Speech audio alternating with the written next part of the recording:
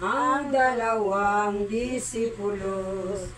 Do'y wala na si Jesus, at nakitang nababalot yaong sabanas upo. Sa kabila ang sudaryo na itinamit sa ulo, doon na nga pinagsinog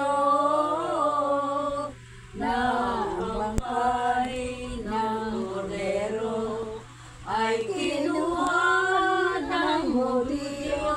Sa lawahat sa ligot-got ang sa taong mangalo, bago'y ang wika ni Jesus.